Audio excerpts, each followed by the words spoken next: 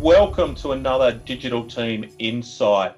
In today's session, we're really going to be unpacking, what does offshoring look like for a modern MSP or a modern TSP? Offshoring's been around for many, many years, but many organizations are still treating that like they would 10 to 12 years ago. In today's session, we're lucky enough to be joined by James Davis. So James is the founder of TSP Advisory, and he's also the director of strategy for Channel Guru as well. So James has a rich tapestry of experience across the MSP industry, across a number of different roles.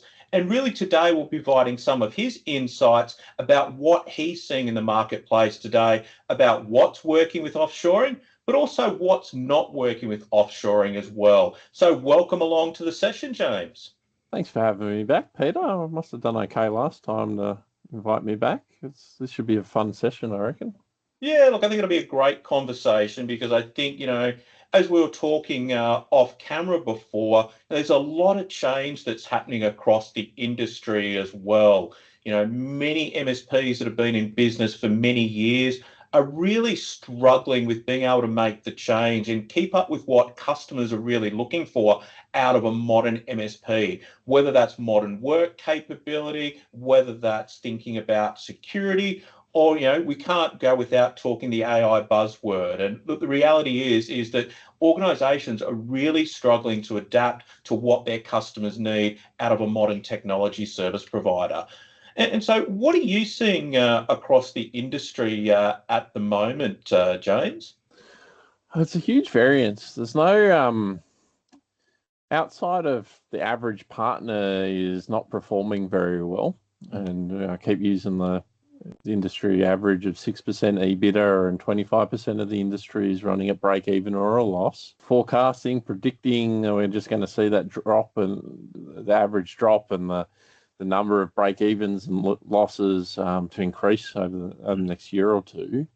That's the one constant. Then what partners are focusing on doing are very different. I've got the majority that I'd say are just lost and paralyzed, or the ones that are actually transforming, and we're probably 15, 20% of the industry is probably on that side, actually executing on something. They're all doing very different things.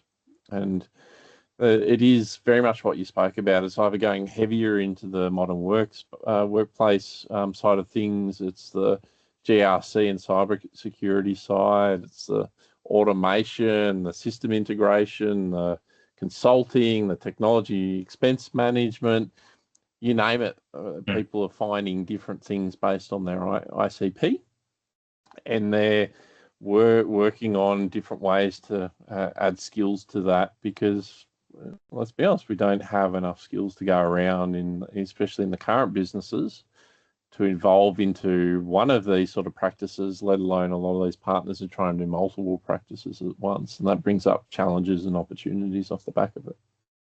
Yeah, and look, I think it's interesting because one of the things I always look at is that stat that you called out around the average EBITDA of 6%, and the reality being that 25% of technology service providers today are actually underwater. They're actually not making any money, which means there's no free cash. And when you start to look at the P&L, typically in a services business, labor is the most expensive item there. And I think one of the approaches that we've seen is that, the legacy offshore providers have really focused on a cost driver. Many of them still go to market with sayings like reduce cost by 70%. However, I think it's really focusing on capability, and that's really the key, is finding the right skills, obviously at the right price. And there's a recent article in the AFR earlier this week in regards to looking at the IT sector in Australia. So, we've dropped another 30,000 workers inside of the IT sector in Australia over the last 12 months. So that's that people are moving out of the IT sector and moving to other fields, but then we're not getting the graduates coming through in order to be able to replace them, which really leaves a skills gap there. And When you start to think about that sort of offshoring piece there, James, what's the shift that you're seeing for MSPs where they're moving from just thinking about cheap labor to really starting to think about scalability, capability, but also leverage? It's a really interesting question and topic because being around the industry since 2011, we started to see offshoring sort of happen around those sort of times, probably a little bit earlier, but either that sort of outsourced through some of the RMM vendors or directly offshore with like the big telcos and stuff back in the day. So there's a lot of stigma in that sort of generation of providers that saw that it didn't work, but not enough people stopped to think actually why it didn't work. And we still have that stigma around some of those big telcos and banks that offshore to Philippines. And it was quite clear that it wasn't the Philippines that was the problem. It was the KPIs that they were given to meet, and they were doing their job that they were given.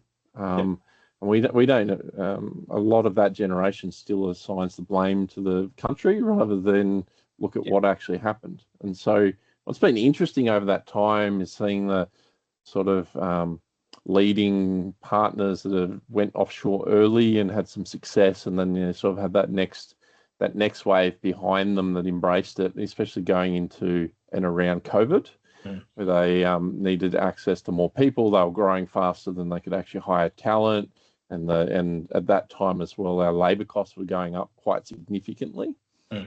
And since then, what's sort of happened in probably the last 2 to 3 years is there's been a lot of partners that have retracted away from having any offshore resources. There's others that have doubled down and made that a core growth strategy for their traditional businesses to maintain margins. And then there's probably, again, we're at that leading point where people are leveraging it to access wider pools of talent into those different areas that we were talking about to actually unlock new practices and new revenue streams. And I'd say they're on the top point of the pyramid, but it's been interesting that split again, that retraction away from offshore and that sort of doubling down. I'd say that's probably 50-50 of what I'm seeing. And there's still a whole bunch of partners that never want to offshore. There's valid reasons around sovereignty and the need to meet contractual obligations in their clients. There's also then the way that a lot of people still don't understand it or apply the stigma of the past, or they just don't think their clients will accept offshore resources without ever actually talking to them and asking or proving or disproving the model. And so it's a very broad mix. And it's changed quite significantly over, say, the past 15 years. Yeah, and one of the things that we're seeing is that historically, when people thought about offshoring, they typically thought about that process-driven roles and often the entry level, level one service desk style roles, maybe an L2, but really nothing beyond that. What we're seeing at the moment is because the skills in Australia are so hard to find, people are now often looking for those higher end roles, automation engineers, for example, or specialist Fortinet skills, those skills that just are really difficult to find in the local market, are now starting to turn for those high end like L3 and project engineers. Is that a trend that you're seeing as well, James? I am, especially in the sort of the mid-sized partners, because they've got enough volume of work to dedicate that. A lot of the smaller partners, I'd say, are probably immature. They need these kinds of resources, but they don't have the volume of work, but also the mindset is also an issue around everyone needs to be a generalist. It's not even like whether high-level people should be offshore or not. They look for that generalist, and they have these sort of expectations of what a level 3 is, and they're expecting a unicorn where it doesn't exist. And so I'd say the more mature, smaller partners are starting to realise they can get more specialised, and then they'll get those specialised resources, and then they'll direct their focus on acquiring business into those core practices. And they're also then leveraging specialist partners to deliver things that aren't their core speciality, Yeah. where a lot of the other immature partners, they want to control everything, and so they end up doing nothing. Yeah. But the real mid-sized partners are doing exactly what you're talking about. They can't get the resources here. They can automatically hire 2 or 3 people in, say, the 40net expertise. All of a sudden, they have a team with Mm. redundancy that can cover multiple shifts, and they're able to provide a much better service and starting to solve more problems because they've got really high level people that are thinking about scale and how to do it in a repeatable manner rather than a traditional MSP that something breaks, we fix it, something breaks, we fix it. Because they're having to look at innovative ways to manage their margins on the traditional services and be unique compared to every other Zebra that's an MSP out there. Yeah, and I think what I'm hearing is it's really that mind shift, that, it really, thinking about things differently, because I think, traditionally an MSP tried to be everything to everyone. In other words, their service catalog covered the entire length and breadth of that IT stack. And I think that's also led to the approach about the way that people have looked to resources well, because I often describe in technology, there's two shaped workforces. IT, there's an I that goes very deep in one area and is a specialist. And then there's that T shaped object which goes deep in one area and then broad across a number of different things. And that's traditionally what an MSP would look for, is that T shaped object. But I think the reality is the technology landscape is so wide, it now starts to provide opportunities for people to differentiate through specialization. So, you can be an expert in one area and still have an incredibly profitable and incredibly high revenue business just in that one area. And it's interesting you point that out, because what do you think? What do you think is that mindset shift for people to start to think differently, not only about their go-to-market but also their labor strategy as well? That's a really good analogy, the IT structure of the knowledge and skill sets of people, because the mindset difference is, if you look at the average MSP, we all came out of break fix and then we turned into end user support and infrastructure management companies. That's the T. Our speciality was like the standard traditional small business infrastructure, old SBS server, the network wrapped around it, the firewall, and some desktops, and away we went. That's what we did, and that's why we could be generalists, because it was broad inside that range. But the world has changed so significantly that the client's infrastructure, especially in the SMB space, is not like that anymore. It's so dispersed. We're actually talking about the application layer, and that's where it gets super complicated, just to be across, let alone having enough speciality to support. And that mindset shift is really, I'd call it the next generation, is whether they're starting up fresh or they're an established player that's looking forward into the future and they're understanding their clients' needs now, they can see that the world has changed and what we need to deliver in the core value has changed significantly. And they know ultimately, whether they can articulate this or not, they know we're heading into the application layer, where traditionally we've avoided that in the traditional MSP space. We would provide the speeds and feeds. Here's your server, the network works. Oh, you're putting a new application on. There's enough storage space, and we can back it up. Away you go. Yep. But we don't want to know anything else about it.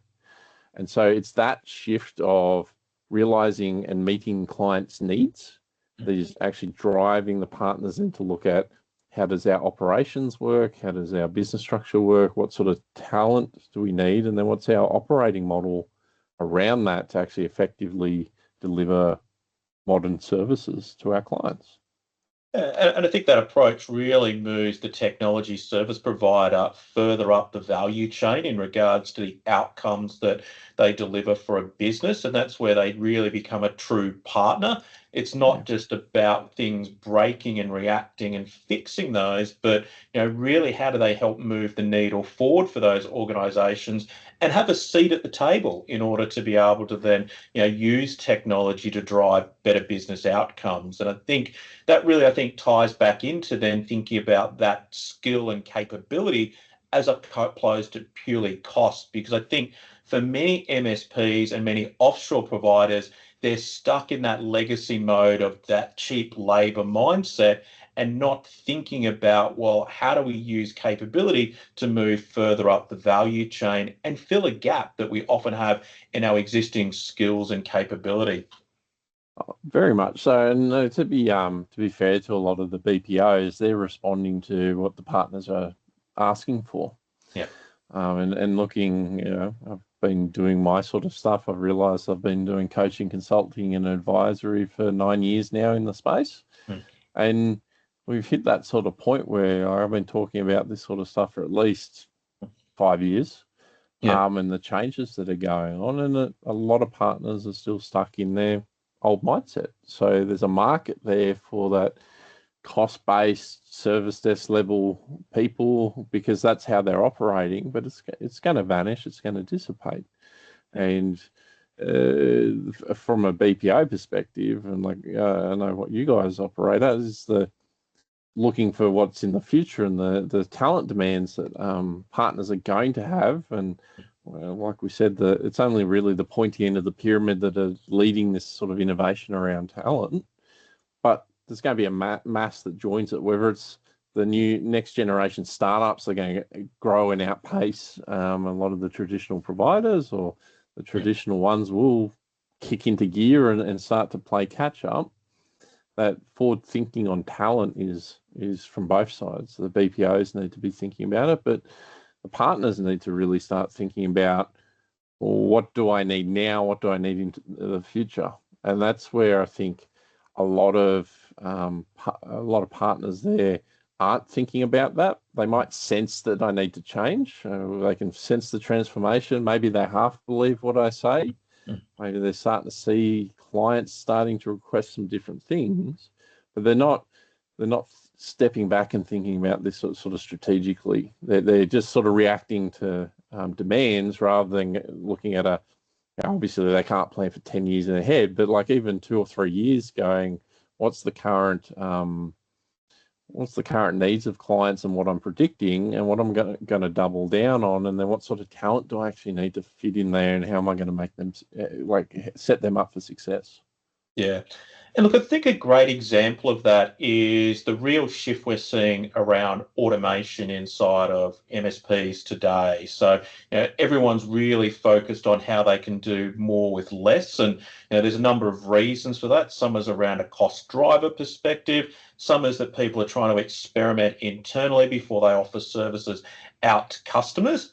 But we often see that people go and deploy a tool set, whether that's Peer or whether that's Roost or any of the other platforms in market, but they often don't have that skill and that muscle, whether that's the DevOps capability, whether that's the Python skills that underpin products like Roost, or even deep PowerShell skills beyond just using commandlets to accelerate Peer. And that's where I think, really thinking about that labor strategy and, where the organization's going strategically, it really becomes key, because I think often these business initiatives are really, well, when someone's on the bench and someone hasn't got any work, they'll then focus on that. Or, Bob's, used commandlets before, so we're going to give Bob a little bit of training, and all of a sudden he's going to be a PowerShell expert there. Is that something that you're seeing as well? Is that, people are really not really thinking about building that muscle, but, trying to actually do it while someone's on the bench? Oh, absolutely. It's a really good call out of how a lot of partners are looking at this sort of automation space. So let's forget about even that talent that we're talking about to deliver client revenue. There's been the talk of the town that AI is going to transform MSPs, but in reality, we're talking about RPA. Yep. And like you called out, most partners don't have any talent in that space. Yep. And why would we? We end user support providers and infrastructure managers. That's very different skill sets and training sets to what DevOps is and RPA management really is. And so they're making a lot of different mistakes there, like the call out of let's just grab someone that can do some PowerShell commandlets and they're going to be our DevOps. That fails nearly every time because they're not actually interested in it. Or if they truly are, it's still going to take them a year or two to be productive. It's going to take them double the amount of time a half-decent DevOps person can do something in, because not only are they learning or what to code in or how to structure things, they don't even know how to operate in a DevOps manner around sprints and managing projects like that. It's completely different from a lift and shift infrastructure project. And so there's a lot of burnt time in that process. And then if they're a bit more forward thinking and they hire someone, whether they hire someone on or offshore to do this, the next challenge is they don't have a project plan. They just assume that DevOps person's going to see everything, smash it all out, and solve all the world's problems. It's a bit unfair to expect that. I've only seen a couple of people be that kind of unicorn. Those people need a direction and a strategy and a roadmap and focus to help support them on that. But even then, what a lot of people aren't thinking about in this space is they never look at the financial realities of this. So we buy a Pia or a Roost, we'll hire a DevOps person, even if they're offshore, there's a cost there per month. Yep. And we don't sit there and actually go, are we actually going to get an ROI? We're getting sucked into the industry saying AI is going to transform our business. And I see even partners, once they get past those first couple of challenges, they hit a brick wall because they actually execute well on these activities, and then they end up automating a lot of this low-level work away. Starts to feel good, but then they look at their bottom line and they haven't realized any profit. All they've done is actually drag the profit down because they've had to hire a resource and they put another tool in. Yeah. And this is from the lack of strategy of once you open up that freedom of time, what are you going to do to financially realize the benefits of that? And for a lot of the average partners, the unfortunate thing is you need to let people go. Yeah. Yeah, because you don't have the sales to fill up the pipeline. You don't have the people to then go sell more services. They don't have the skills to deliver projects. The list goes on. That ends up having to be the default answer, which no one actually wants to do in our space. Yeah, and I think that really sort of touches on that thread, is that often people will offshore, but they don't actually increase profitability because, when you start to think about any labor decision, there's a go-to-market strategy that's associated with that. There's then potentially redeployment or restructuring of the existing team in order to be able to realize a lot of those benefits as well. And I think once again, that's because people just look at offshoring through a cost lens rather than a profitability lever. And that's really the key is, it's the old, revenue is vanity, profit is sanity, cash is king. And most people are actually just focusing on, that top line piece, not actually thinking about, well, what's flowing through and how much money am I putting in my jeans? It's a really good call out because the whole offshoring for a lot of partners, not all, a lot of partners, it has been a cost saving thing to protect margins. And one of the levers that is driving all of this that a lot of people don't want to confront is the pricing. But we're doing offshoring or automation, like any of these sort of activities, to try and do it behind the scenes so we don't actually have to have a client conversation. Yeah. And when the average prices are quite low, they're what the premium prices were like 10 years ago. That's the actual problem here. Yeah. But what's interesting that I've noticed over this year, end of last year, is even the premium prices where that's sort of consistently gone up over time. Yeah. That's peaked. The sort of average premium is the same as what it was 3 years ago. So those traditional services are actually peaking now. And so even those sort of premium providers that are transforming, the reason they're transforming is that they can see that those margins and those prices, they can only go down from this point. And so they're looking at different ways to do that and then opening up different revenue and margin streams in a different space, where the average partner is going, I'm already so tight. How do I just deliver what I said I'd deliver without having to reshape anything with the clients? And that's keeps that spiral going more and more, because like what you said, well, I could offshore and get 3 more staff to get through the busyness. But ultimately, that's not actually improving the bottom line. That's just stopping the bleed in some ways. Yeah, It's more shoring up, isn't it?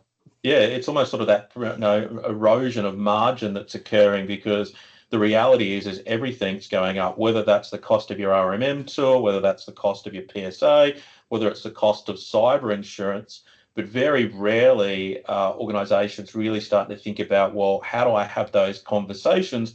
Because they're often seen as hard conversations to have with customers. And that's often because they're not delivering value to those customers, so are afraid to then talk about price, because, how do they defend that value? And it was interesting, I was talking to a prospective customer this morning, and they were saying that they'd been in the red basically all of last year, and that they had finally increased prices from January. And believe it or not, January was the first month that they've been black for a long time. So they've been able to drag themselves out of that negative EBITDA simply by then reviewing that pricing strategy. I've done it time and time again with partners. A partner that started with me early last year, just from raising prices, we had it was actually a 60 grand EBITDA improvement per month in 3 months from just going out, doing wholesale price increases to the majority, and then going out to the other clients and raising and changing engagements, and no one left. They're better off, and all of a sudden they've got more breathing room to go invest in different things. And that, if I bring it back to that industry average EBITDA of 6%, like the true high performers are doing around 20. Yeah. So basically the difference between the average partner and the sort of high performers, yes, there's efficiencies and maturities, but probably 9 times out of 10 in my experience, the main difference is the pricing, and that's reflected in the average partner and the average premium. It is about a 20-25% difference, and it has been for a long time. And that solves most problems to then drive the efficiencies and quality and all of that kind of thing on the other side. And none of this internal stuff that we're focusing on, and bring it back to like the offshoring conversation, none of that is whether we hire an offshore resource or not.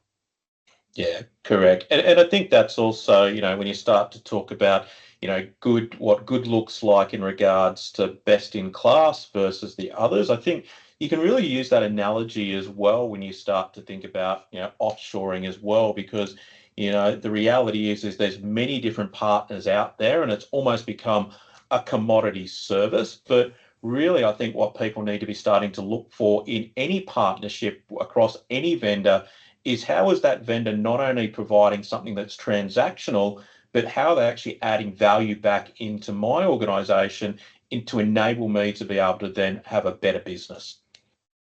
It's a great call out. I think that's a mindset problem as well for a lot of partners. Well, partners are looking for cookie cutter solutions. Yeah.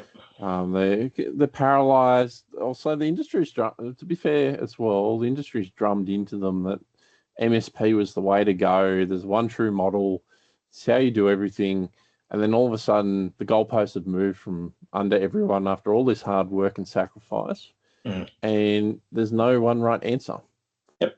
And anyone that's pushing that is just a snake oil salesman, or lacking wide enough perspective. What you just said there around like the partnerships, whether it's a vendor, whether it's a BPO, whatever it is, it starts with your mindset as an owner of like, what am I trying to achieve? What's my strategy?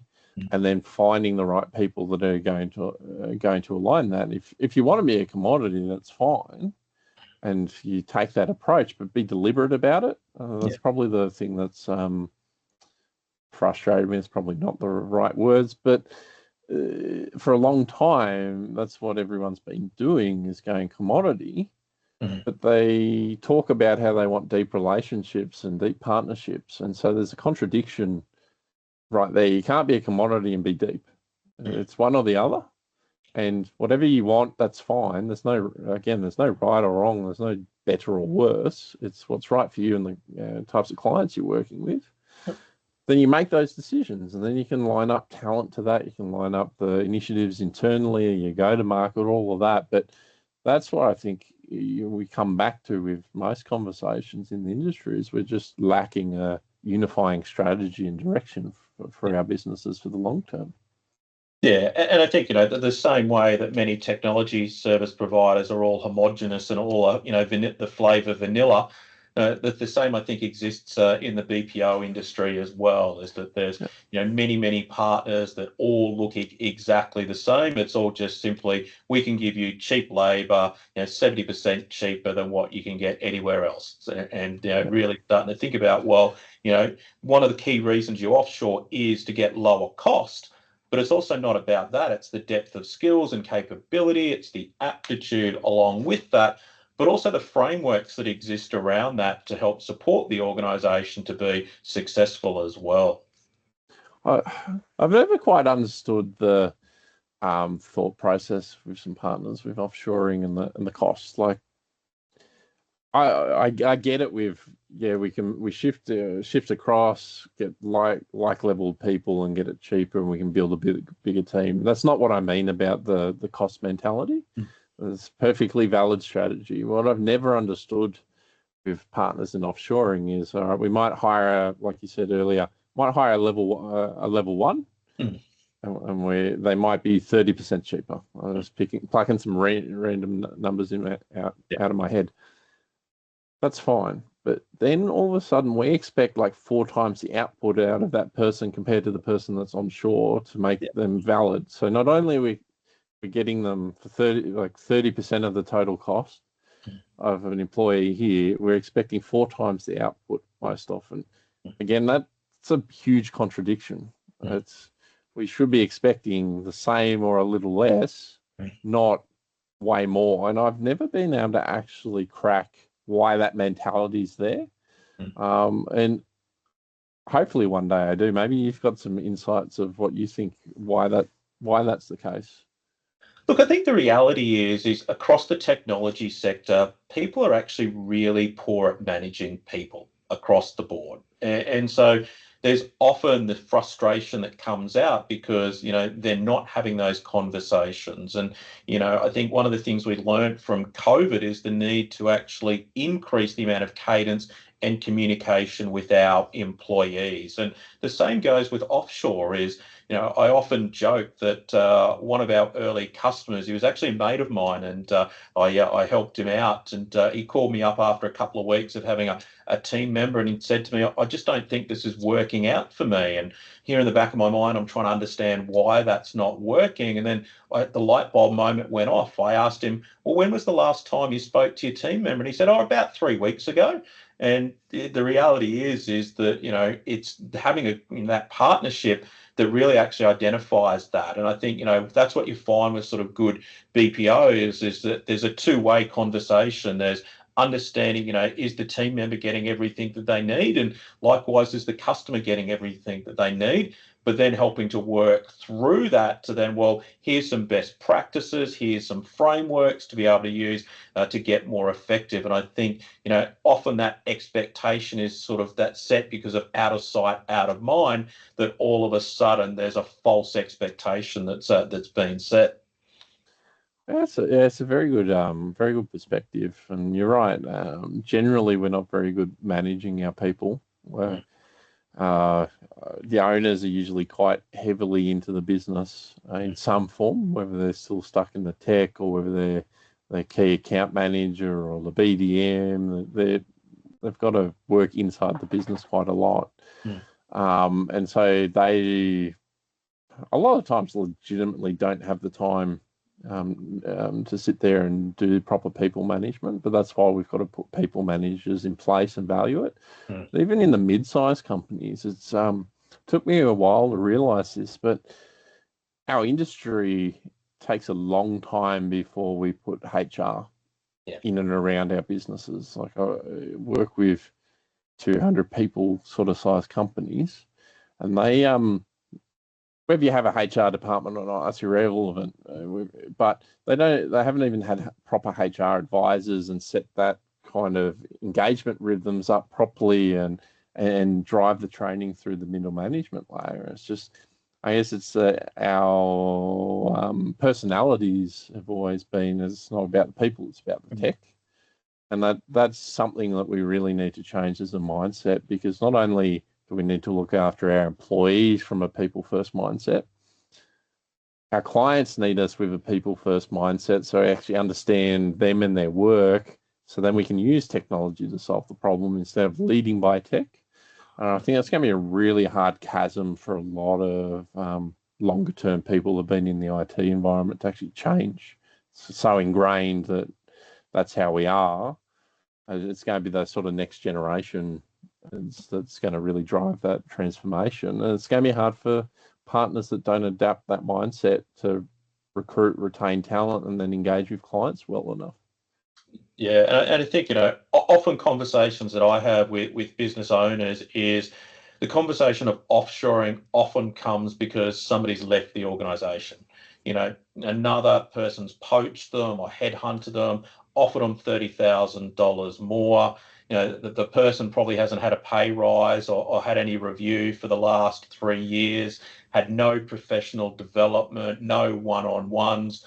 And then all of a sudden they're left with this hole and this gap that they try to then, instantly fill, where, it's actually, trying to actually solve the problem before it actually becomes an issue there around that people management piece. Because the reality is that in a services business is people are your most valuable asset.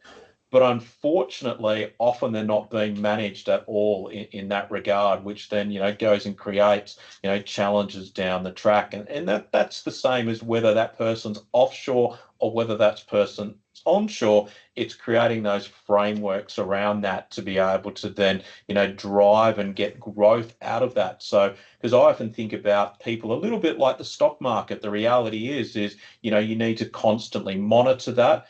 And in order to get growth, you sometimes need to make change in order to be able to then unlock that growth. And sometimes, you've just picked the wrong stock and you need to go and actually let that stock go.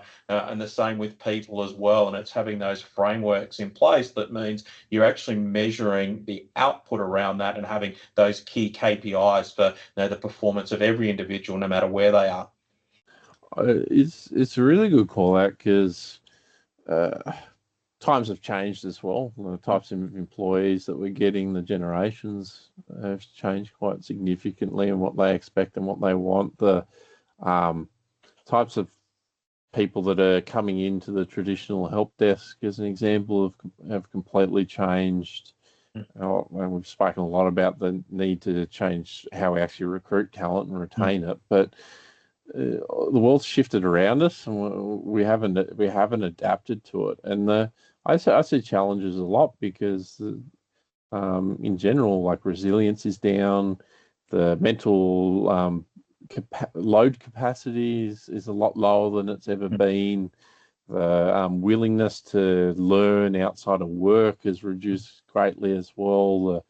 The demands from the clients have changed and increased. Like, there's all these things going on. So actually the pressure from a employee side in it as an employer and trying to run and grow an organization is actually more than it ever has been. And without that sort of framework and the mindset, and then the room to breathe as well. And this is bringing it back to that offshoring side.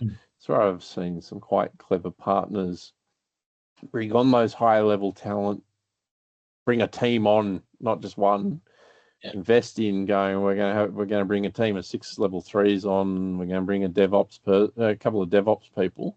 Mm. They're gonna take some of the things, the bull by the horn, and solve some problems, while it gives the other team room to breathe and upskill and do other things. And Yeah. that works quite well. But if you're running at 6% EBITDA, all of a sudden you're in that 25% that's break even or losing money at that point. So you can't actually afford to it, and that goes back to the pricing. If you're Yeah. not charging enough, you've trapped yourself where you are, and you're not going to get out of it without having those conversations with clients, because you need to invest in your business so you can invest in your clients' businesses for the future. And that's the way that we've got to see it. We've got to stop seeing it as how are we cutting costs by being generous and being cheaper. Mm. We're actually hurting the clients' businesses, because we don't have the talent they need to develop and grow their own businesses. And Mm. they are very cognizant of that more than ever, because we've solved the bottom rungs of the hierarchy of needs with the infrastructure, and that they need to find their own efficiencies now. They're trying to find their own breathing room for their talent challenges, all of that kind of stuff. And if we're not creating our own room to breathe, we don't put our own oxygen mask on first, we can't help anyone else. Yeah, and it's interesting. You sort of briefly sort of touched on that thread around, customer experience, and often that customer experience is driven by the engagement of the team members. And look, I've always had a very simple ethos. If you can delight your team members, they will delight your customers. And we help support that every single day. But one of the things that we've seen partners do effectively as well is to be able to solve some of those challenges is maybe they've got a great L2 engineer.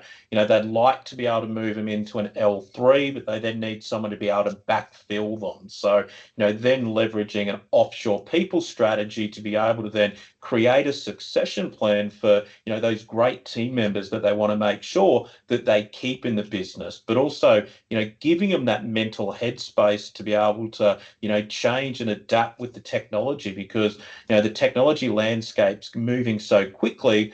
But often employees just don't have that time to be able to go and sharpen the axe and stay up to date. So, leveraging that offshore people strategy to provide that effectiveness for the existing team. It's the most successful buy-in as well. When we're looking at it more holistically, if we go that sort of traditional, we'll bring in a team that will do L1 service desk, or we'll bring in that sort of centralized services, or like more the traditional knock. We segment them out. They're their own little isolated team doing their own little isolated function. The onshore team doesn't really value it and doesn't really understand it. And it is at arm's length, so they only start to see the problems, not the benefits. Where if we have a strategy, if we have people more integrated, and then there's growth across the business there. There's the buy-in of why we're doing these kinds of things, and then being able to focus on the positives rather than defaulting to the negatives. Yeah. And that freeing up and giving people room to breathe is an important thing, but it's also a scary thing, because it goes back to what we were talking about earlier around a lot of partners going offshore for higher level talent. I do see, especially when we don't have the strategy and clear direction, that bringing that higher level talent in actually threatens the current employees that aren't as good as they think they are. Yeah. And I'm saying it very brutally, but I see a lot of L3s that don't know a lot. They're just the most senior in the team. And then you bring someone with actual like networking skills and stuff, and the gap is huge. They become very threatened if it's not integrated properly. And that causes a lot of friction in a lot of different ways. And that's all because we don't know what talent we have, what their real capabilities are, what do we actually need, where's that person that's a level 3? Maybe they're not actually that great of a tech. Maybe they're just a good client services type person, would actually make a better technical account manager than tech. But we don't look at that sort of career path overall. And so we're doing things too isolated, and then we cause all these domino effects. And a lot of us default back to, oh, well, it's because it's offshore and they have the accent and they don't integrate. That's very often not the actual case. Yeah, yeah, and I think the skills piece is key because I think often technology service providers really struggle with those modern skills. So whether that's Intune or Autopilot or Azure Sentinel, just those core infrastructure skills, and that people strategy is really key. And look, we've spoken about sort of people because obviously that's the core of any services business, and often that's also one of the mistakes that people make when they're looking and working with traditional offshore providers. What are some of the other common mistakes that you've seen MSPs make when they're working with those traditional offshore providers and those models that are so rigid that they have? Well, there's a few things. We sort of touched on the lack of processes. Hmm. Uh, put I'll put most of the blame on the partners. Yep. Like we don't even have those processes for our own company, let alone being able to integrate anyone else into that. So it's always difficult as an outside service provider to then meet in the middle when you provide a certain thing and there the business is the way it is. So there's that challenge. Yep. See a lot of challenges around like the contracts these Mhm. days, and the changing expectations from partners, the misalignment with those sort of contracts, and then the I guess the mindset and the practices that some of the BPOs revolve around. So a few examples. Partners have issues with those long-term contracts of like 12 months kind of lock in, not because they're not committed to the employees, but we don't even hire our employees for 12-month contracts. Yep. So there's already a misalignment on that expectation. I've seen quite a few issues over the sort of the last 6 to 12 months around the offshore employees doing something that you would call serious misconduct, and you would terminate them on the spot onshore, and that misaligns with what the contract enables from a BPO. And so whether the BPOs are protecting the employees and making sure there's proper evidence, or they're hanging on to revenue for longer, that creates a lot of friction due to that misalignment. And a lot of partners are starting to get caught out because of the contracts and the jurisdictions that are being applied as well, especially as there's more compliance, there's more sovereignty requirements deeper into the supply chains. They've got these offshore companies where they might have the jurisdiction with the engagement is in Sri Lanka as opposed to Australia. That starts to cause more issues, and it's not something people thought about initially, but it's becoming more and more of a thing that's important. So really it's around that sort of the contractual obligations, the engagement processes, and then the expectations of what people are actually walking into. Yeah, and look, I think you've just got to look at Reddit and the MSP subreddit and see the frustration that exists with people with some of the traditional PSA providers and the long-term contracts. They often feel like Hotel California, where once you're in, you can never leave. And I think unfortunately, a lot of legacy offshore providers have taken that same approach of lock-in, but I've always thought that no matter where you're hiring in the world, you want to be able to mirror the people strategy that you've got onshore as well. So those simple things like being able to give 4 weeks notice in regards to then being able to then move somewhere, because the reality is business changes. So you need to have that flexibility, but also, that's where a high value BPO comes in, is because they create that separation between what is local labour law versus what is Australian labour law as well, because that's why you're paying a BPO, is so that you don't have to worry about all of the statutory compliance and other things that are associated with that, and really just focus on your core business rather than becoming a labour specialist in whatever offshore market that you happen to be working in. And it's the sort of ongoing engagement as well. Like there's a lot of good BPOs out there that are very upfront.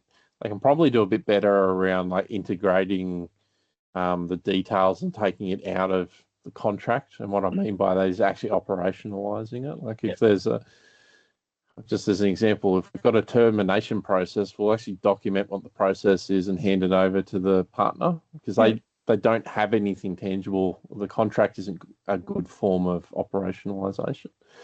But also what I'm seeing in a lot of partners as well is they're questioning the value of the engagements. So there's originally, when everyone hired offshore people, it was all expected to be in the centralized offices. That was how it was all set up. But now there's more hybrid, there's remote, and a lot of BPOs haven't adapted to that still. They still charge their full service fee. They're not providing a desk, they're not providing a lot of stuff, and they're not adapting to it. Let alone are they actually engaging with the employees and being that intermediary and providing value.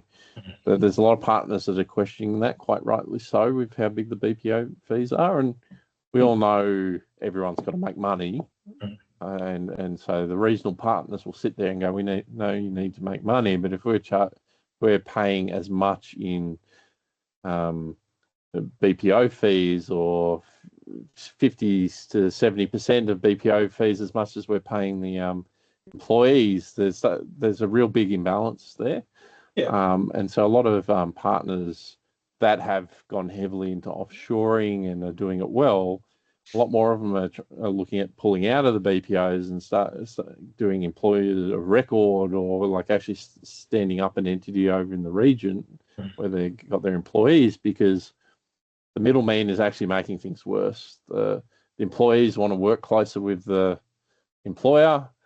The employer wants to look after the employees, and then the BPOs are actually getting in the middle of that and not providing value, or at worst, detracting and causing negative problems because of the way that they're acting. Yeah, and look, I think that's the key. Is doesn't matter what that partnership is, what that vendor is about. That value being added directly into that, and really freeing you up to be able to focus on what your core business is. Rather than necessarily having to worry about that, and knowing that there is a safe pair of hands that have got your interest, but also your team members' interest at heart as well. And I think that's one of the key criteria as you start to then look at the various different BPO options globally. Is then is that partner really heavily invested in the individual team member, and also invested in making sure that you are driving a profitable business and helping to support that with great capability.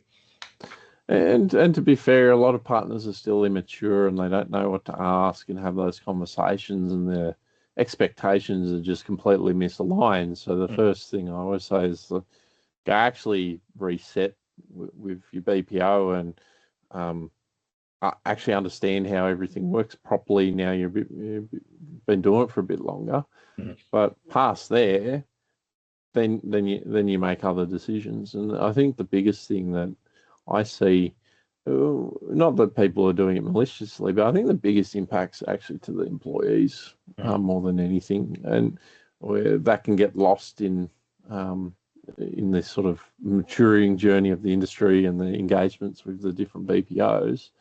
I would call out to a lot of the BPOs that got to think about the human element. And yes, we need to make money, but that's actually the reputation, and you're damaging it in a different way. It's different when the partner's completely mature and unrealistic, but there's a lot of reasonable partners. I think it's not meeting the modern needs, and it's not meeting the modern needs of the employees. And there's ways to make money without those sort of overburdensome traditional ways of locking people in, and the way that contracts and stuff work. Yeah, look, I always think that contract's something you keep in the top drawer for when something goes wrong. But the reality is once you've pulled that out of the top drawer, it probably means there's a bigger problem there. That relationship and dialogue with the vendor is broken down. And, when you start to then, lock people in with contracts as opposed to, what's fair and reasonable for everybody in those situations. And I just go back to the prime example of that is, like, if there's serious misconduct that the partner has clear evidence and is following the right process, and you're trying to get them to hang on to them for another 2 or 3 months, or pay them out for 2 or 3 months, is a bigger problem. That's the Look, ultimate example of getting things wrong, I think. yeah, and look, my view is, people will do silly things. Doesn't matter whether that's person's in Australia or whether that person's offshore, but you're then wanting a partner that helps support you through that process there. So, be able to do all the hard work and be able to support that immediate termination, and then be able to understand what went wrong and what needs to be done differently, not just drag it out because my contract said, 12 months and you need to give minimum this, minimum that in regards to those sorts of things with that. And so that's, James, has been incredibly insightful for people, I think, as they start to think about, there are a number of different options available globally for providing offshore services. But if there was one thing that you wish that every technology leader understood about offshoring today, what would it be? I think we still need to break the whole banging the two concepts together of offshoring and outsourcing. Mm. The sooner that we see offshoring as an extension of our team, and they're our team members, and wherever we house them doesn't matter, the sooner that we get past that outsourcing as we're just getting a particular function and outcome, the more that we're going to be successful. I think that's what sticks with me the most. Everything else flows from that sort of mindset. And then once we actually think ahead of the future and create a strategy, then we can make decisions, so that we can start making decisions around what country do we work with, what talent do we need, how do we integrate them. All of that kind of stuff becomes a lot easier and a lot more directed when we know that business strategy component, because then we can lay out that sort of talent strategy off the back of it. And it's not hard. Like, I know people hear the word strategy and they think it's this big thing. It's not. The simplest strategies work, but you need to work through a lot of that thought process. Who are our clients? What are our coverage hours? What talent do we need? What are we going to add in the future? And then you can make it succinct, and then all of a sudden you can make a lot clearer decisions on what's right for your business and who's the right people to actually work with and partner with.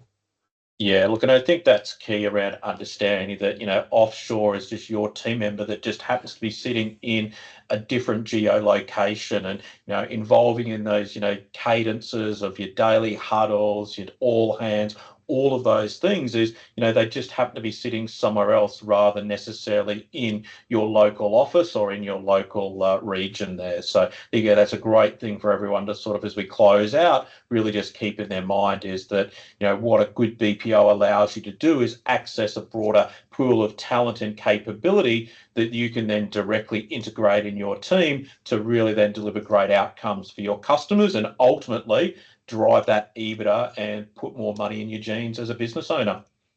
Yeah, it's not rocket science, but we make it harder because we focus on a bottom-up approach reactively. Flip the script, everything becomes a lot more simpler in a very complex world. Yeah, fantastic. So really appreciate your insights as always. I think the rich experience that you've got working with partners for many, many years really helps then enable those people that either are using an existing BPO to go, are they the right partner? Or as you're starting to think about what your talent strategy looks like for 2026 and beyond, helping to make the right decision. So appreciate all the insights today, James. Hey, thanks for having me again. It's been great. Fantastic. Bye for now. Bye.